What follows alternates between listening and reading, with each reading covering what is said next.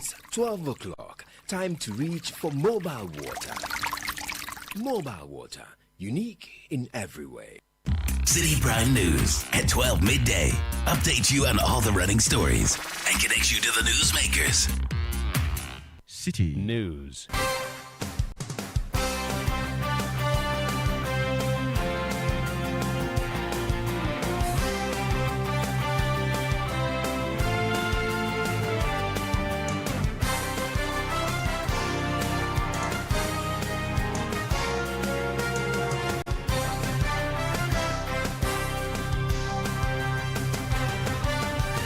It's midday. Hello, good afternoon to you, and welcome to the Citi Prime News on 97.3 Citi FM, live from our studio at number 11, Dr. Morton Loop in Adabaka, Accra.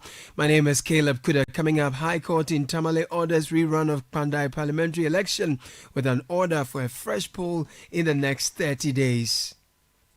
And so we are very happy that the court has ordered that within 30 days, the election should be rerun. The power and the sovereignty lies with the people. It is for them to decide who their MP is. We believe that the petition was frivolous, but the court has decided otherwise. So we respect the decision of the court, but we strongly disagree with the judgment. Meanwhile, Member of Parliament for Pandai Matthew Nyindam files a motion for stay of execution on the judgment. The courts are arranged from a lower level to a higher level, so that when a ruling is given at a lower level and you disagree, you move to the next level, which we have done. We have completely filed our stay of execution. The lawyer has done that. He's filed the appeal to as well. Also in the news, the staff of the Electoral Commission, EC, petitions President Mahama to trigger the removal of EC chairperson and her two deputies, citing 12 counts of alleged misconduct. And later, I'm telling you, the highest will get around 47 cities per quick. Second edition of Channel 1 TV's Agri Fair set to come off this weekend with fresh farm produce at farm gate prices. We are live across the country on our partner stations in the western region. This is Beach 105.5 FM, Sky 93.5 FM, both in Takrady and the Bono region. We are live on Greener 95.9 FM in Sunyane. In the Ashanti region, this is Focus 94.3 FM in Kumase. Orange 107.9 FM is also in Kumase. In the Ashanti region, we are live on Revival 99.3 FM, Tajapu VOV Radio 95.7 FM. Hohoi, hello to you. On Radio Bimbela 91.9 FM in the northern region. In the Upper East region, this is Quality 88.7 FM, Garu Mike 105.3 FM, Navarongo. And in the Upper West region, we are live on Tunsong 97.3 FM in Wa and Jirapa 96.1 FM. Around the globe, we are live on citinewsroom.com. Citi Prime News at 12 midday. Updates you on all the running stories and connects you to the newsmakers.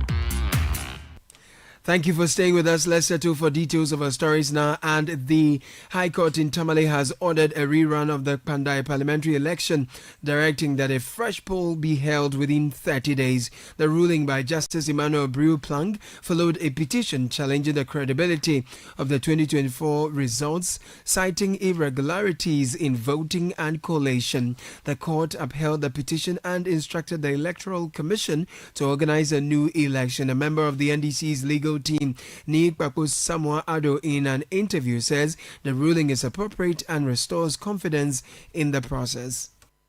Now, the next petition was anchored basically on the premise of these facts.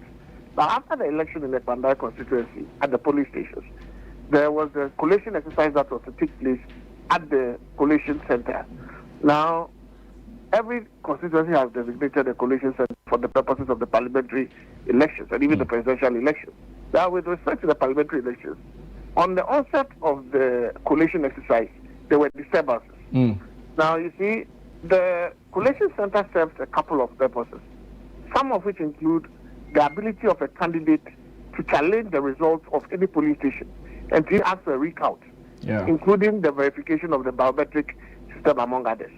So, when any issue happens at the collation center, at the police station, within the rules of the CI, it is made clear that when there's a disturbance at the police station, you can ask the proceedings can be adjourn to the next day or even adjourn by a week. And logic says that this will definitely apply in the situation where the same happens at the collation center because they are similar. Now, you had a rogue district election officer who decided that he was going to be biased and was effectively going to relocate and redesignate the collation center without notice to the NDC candidate. So the NDC candidate did not even know and was never made aware that there had been a relocation of the collation center to another place and therefore could not participate. The law is that the collation exercise must be done in the presence of the candidate unless they voluntarily decide not to be present. Now, if you didn't give the person notice, when you go ahead and take actions that affect his rights, you clearly breach his right to be heard. And so the petitioner mounted his petition that everything that had happened at the collation center was an invalid exercise. And on the strength of even the fact that a lot of the biometric machines were destroyed, among others. But we are waiting for the full reasoning of the court. But that is the argument that they took to the court. And the court upheld the argument. Was the Electoral Commission represented in court? And what were their arguments? They were in court. They took part in the entire case. And it was just funny that today they were not in court. Member of the NDC's legal team, Nick Pakpo, added there. Meanwhile, Matthew Nyindam has filed notice of appeal and stay of execution on the High Court's decision ordering for a rerun of elections in Panda. Here's the lawyer for the NPP candidate, Sylvester Isang.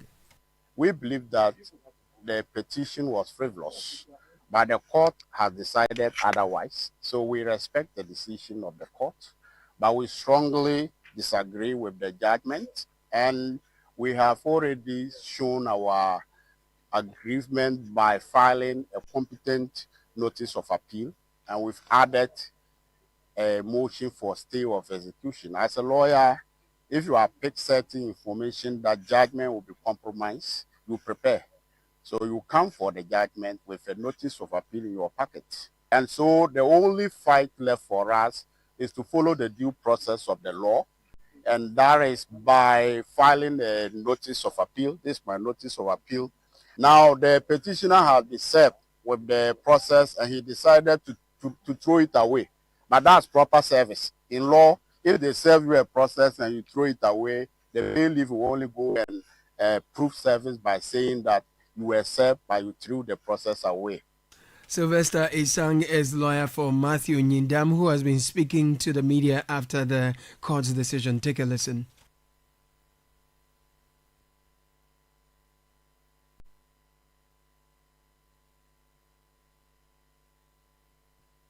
I can say for sure that for about a week, we knew that things were not going to be right. Our opponents were jubilating. They were saying all manner of things in Pandai. And they were too sure that this is the judgment they were going to get.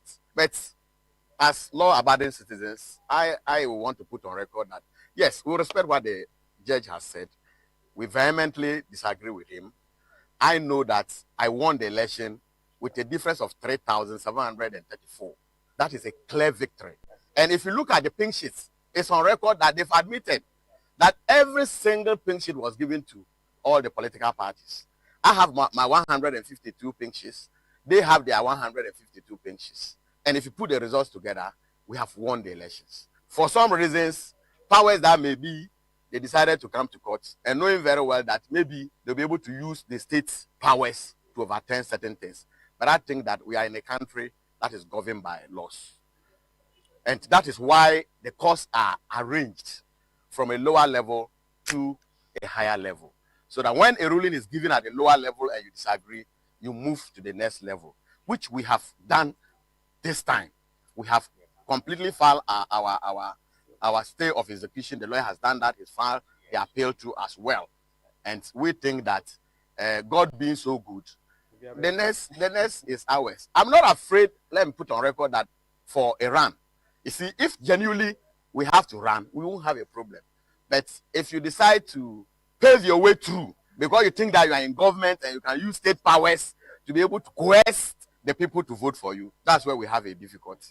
In any case, he came to court with 41 polling stations. And these 41 polling stations are areas that I won with huge margins.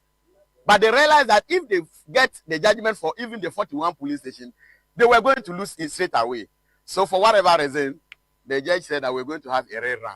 But we respect it. We have gone to the appeal court. We filed stay of execution, and we will take it from there.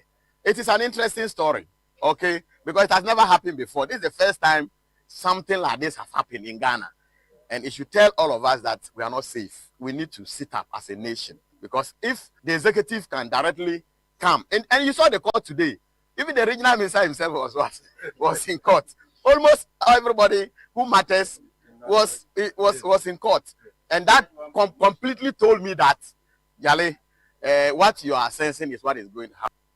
Member of Parliament for Pandai Matthew Nyindam there will stay on politics, and the campaign team of the NPP flag bearer aspirant Kennedy Ejapon says it has identified 2,664 deceased persons in the names of these persons in the provisional delegates album ahead of the 2026 primaries. After auditing the album with 2 agents per constituency, the team uncovered multiple discrepancies and is demanding immediate corrections to safeguard credibility. Campaign Administrator Charles Cromwell Bissiou, in an interview, Citi News says they will meet the Presidential Elections Committee on Tuesday to resolve the issue.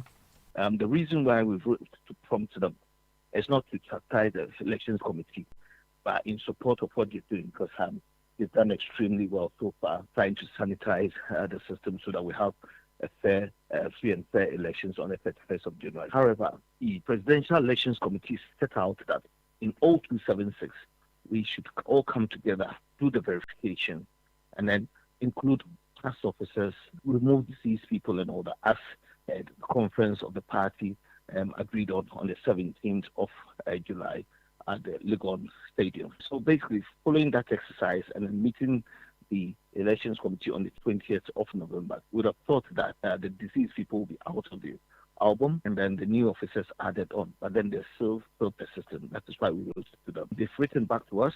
They're meeting us tomorrow, which is I think the 24th, and then we're going to go through the album with them, and then a decision will be taken thereafter. Charles Cromwell Bissiou is campaign administrator of the Kennedy Ejapon campaign team. Now, an Electoral Commission staff Joseph Blankson Adumadze has petitioned President John Dramani Mahama to trigger the removal of EC chairperson Jean Mensah and her deputies Dr. Bosman Asare and Samuel Tete. Filed under Article 146, the petition cites 12 counts of alleged misconduct, including cronyism and abuse of office. Mr. Adumadze says the claims threaten the EC's credibility and wants the president to refer the matter to the Chief Justice for a prima facie determination. I have been at the EC since January 2012 up to date. And then what motivated me, the whole thing is that, you know, if we all want an independent and a better Ghana, like a good country. Yes. And so if there are some things not done the right way, we'll just petition for it to be done the right way. I have petitioned the president formally in accordance with the Article 146 of the 1992 Constitution. The content of it, I can't disclose it, but when the president pushes it to the CJ, they will take it from there. You see, as I said in the public announcement, there's behavior, incompetence, the reelection of duty, cronyism, and abuse of office. What I pray at the end of this, they get removed from position, and then the staff would, and then the country will also enjoy good, competent electoral commission. Petitioner Joseph Blankson Adumadze there. The expected arraignment of former Finance Minister Ken Ofori-Atta and 7 others over the alleged roles in the controversial SML revenue assurance contracts has been adjourned. The Office of the Special Prosecutor has filed 78 charges against Mr. Ofori-Atta, former GRA officials Dr. Amisha Dai Owusu Amwa and Emmanuel Kofinti, as well as owner of SML Evans Edusei. The adjournment follows the court's inability to sit. Special Prosecutor says a new date will be communicated. Meanwhile, former Member of Parliament for Tamale Central, Inus Afuseni, is calling for a swift prosecution of high-profile corruption cases to ease public anxiety and boost deterrence. Speaking during an OSP-hosted X-Space session, he proposed establishing fast-track courts to handle such cases more efficiently. Inus Afuseni argued that until influential individuals accused of corruption are prosecuted and convicted promptly, the fight against corruption will remain weak and may embolden others. Under the office of the Attorney General, then you go back to the status quo ante, because it will mean that the Attorney General will direct prosecution. And so the establishment of the office will, to all intents and purposes, be of no use. Now, secondly, you need a special prosecutor who will demonstrate the courage to go after those persons in office who appointed him in the first place. You need that Attorney General, office of the special prosecutor, to go after even his appointors. So the Attorney General must have the courage of conviction that what he's doing serves a higher national interest. You need that. And it doesn't matter who appointed him into office. He will pursue his mandate. Inus Afuseni is former Member of Parliament for Tamale Central. You're still listening to the Citi Prime News live from our studio number 11. Dr. Martin Loop in Adabaka here in Accra with me, Caleb Kuda. Still ahead, academic work in colleges of education grind to a halt as CTAG declares indefinite strike. This morning we were supposed to be having lectures, but now they went for on strike like this. We are not having lectures again, and through that, like, our studies is not moving on, and we don't even have the handout for us to study it. Citi Prime News at 12 midday. Updates you on all the running stories and connects you to the newsmakers. The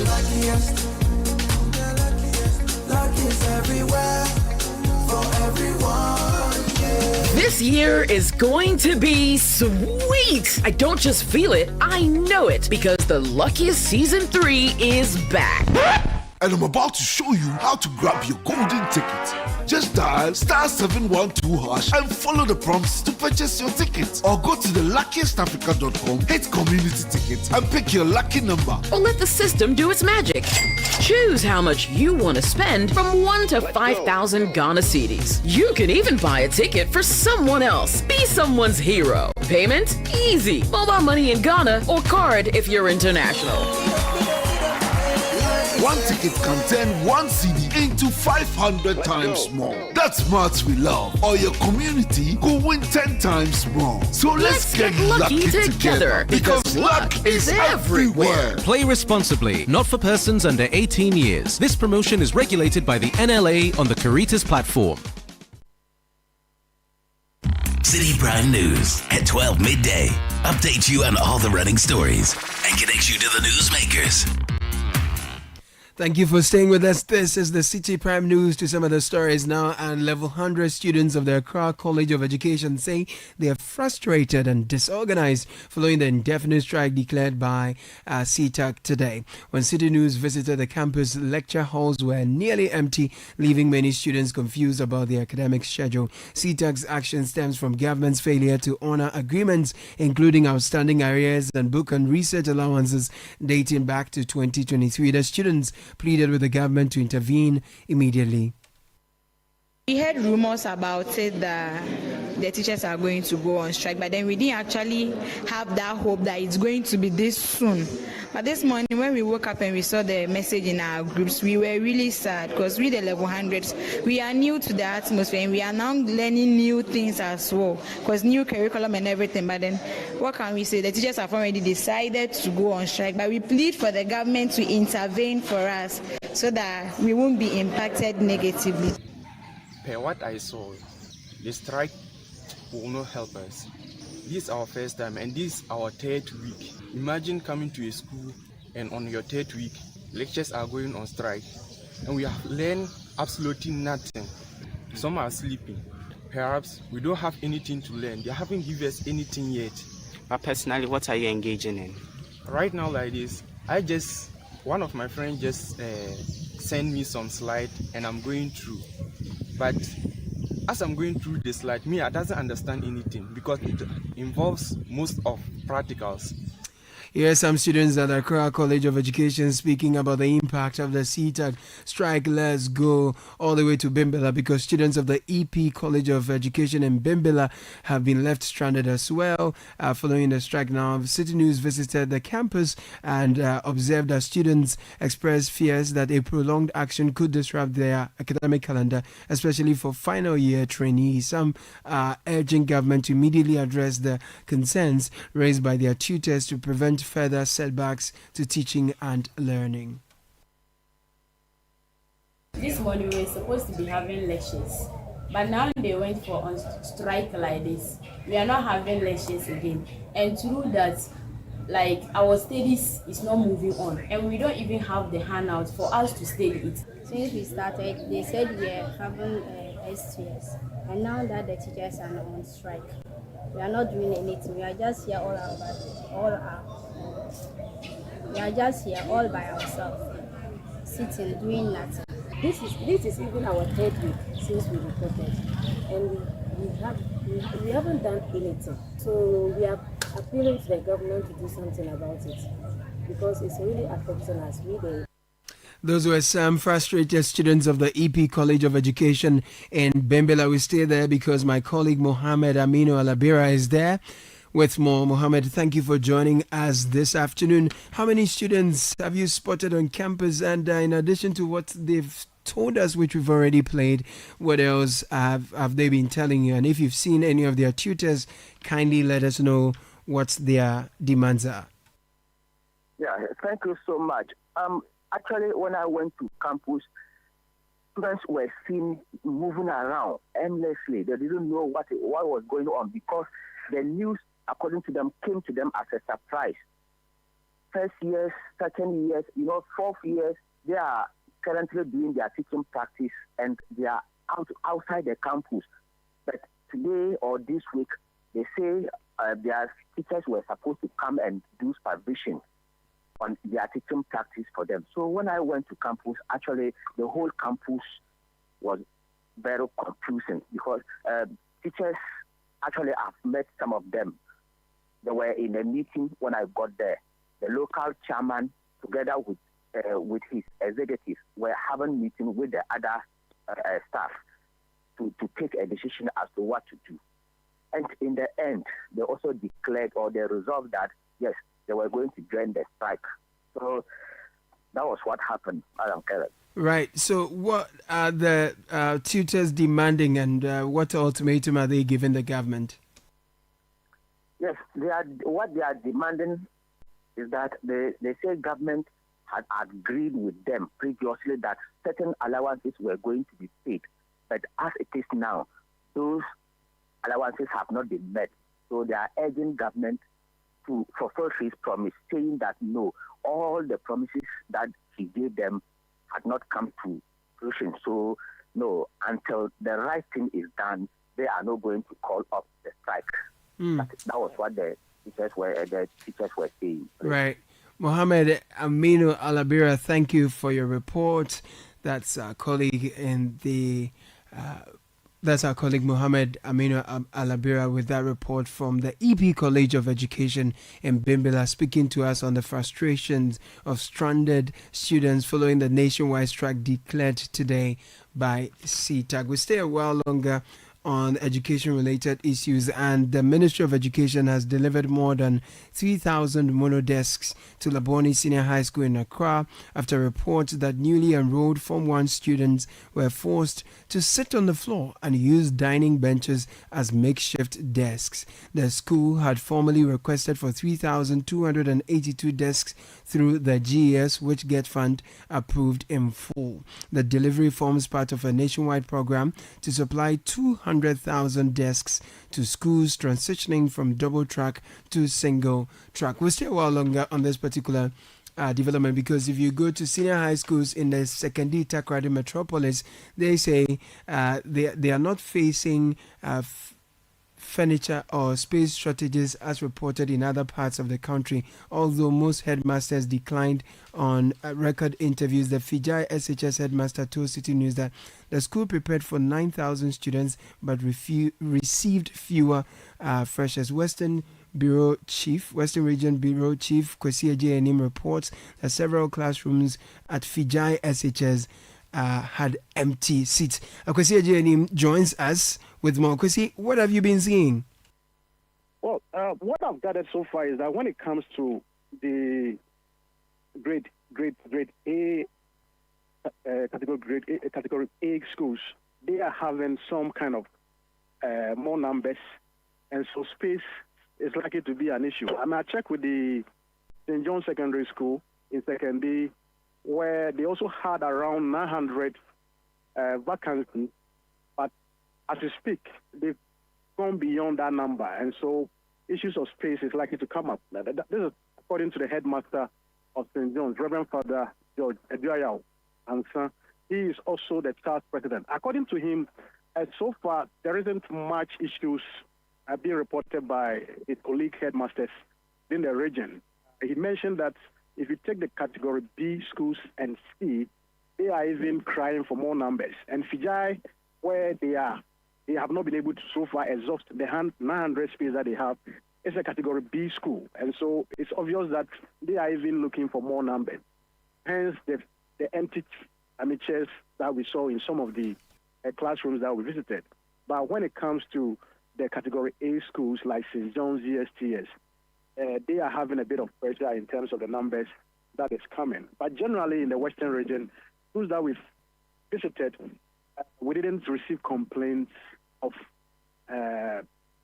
students not having chairs and space being an issue. Right. Thank you so much, Kwesi Ajayanim, for that report. We'll move on to some other stories. And the Abose Okai Spare Parts Dealers Association say prices of spare parts are beginning to fall and may continue declining through the end of the year. This follows recent meetings between the Trade Minister Elizabeth Ofosu-Adjare, Guta, spare parts dealers and transport operators over persistent price hikes. Head of Communications for the association, Techi Ado, tells Citi News the association will meet importers and retailers this week to push for further reductions, possibly extending into next year.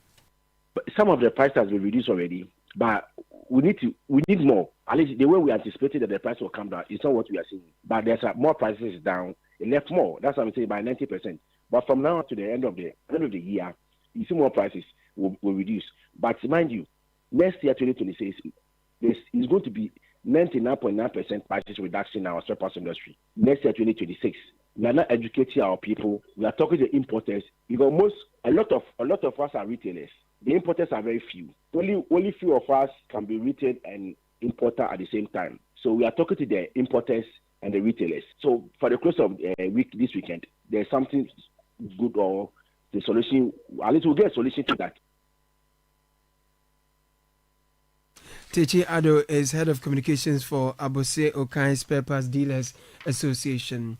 Now, staff of AT today reported to work in red and black with red armbands displayed at the company's head office to protest a reported attempt to merge AT with Telecel. Despite the tension, operations remained smooth with customers accessing services without disruption. The protest comes months after Communications Minister Samuel Nate George dismissed merger rumors.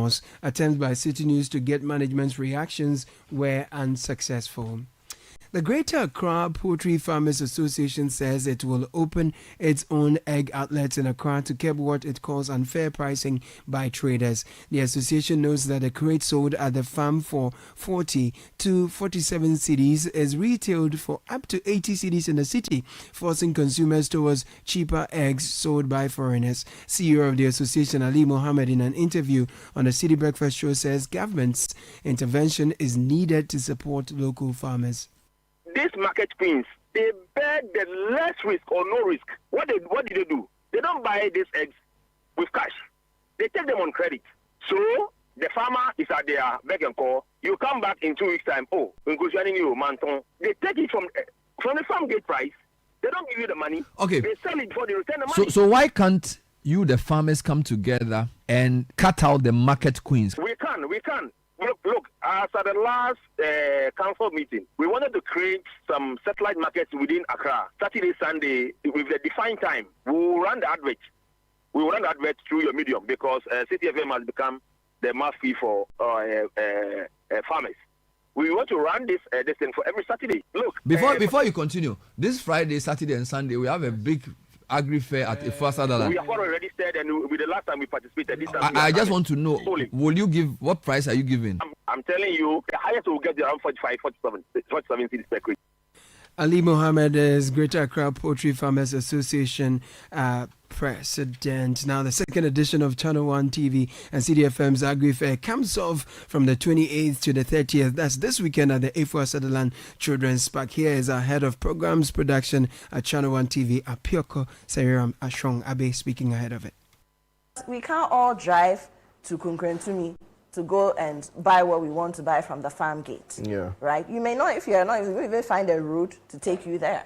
True. And so closing the gap between the farmer, and the producer, buyer, and then the buyer, the consumer, was also a very big conversation. So that now, you also need to learn how to do things that work for our system. Let's be honest, Ghanaians, we like convenience. True. You know, especially when you've worked and done, you may say you become middle income or you're on the cusp of it, very aspirational. You want some kind of convenience. It's the reason why we order from Instagram or we tweet, or now we post on X. Yeah.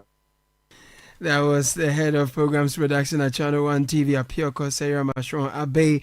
Ending City News, Citi Prime News, which came to you live from our studio number 11, Dr. Martin Lupin and Debaka here in Accra. I am Caleb Kuda. There is more news when you log on to citynewsroom.com. Good afternoon. City News. We speak first. Reach our hotline on 0302 224959 and get interactive on Facebook, City 97.3 FM, and on Twitter at City 973.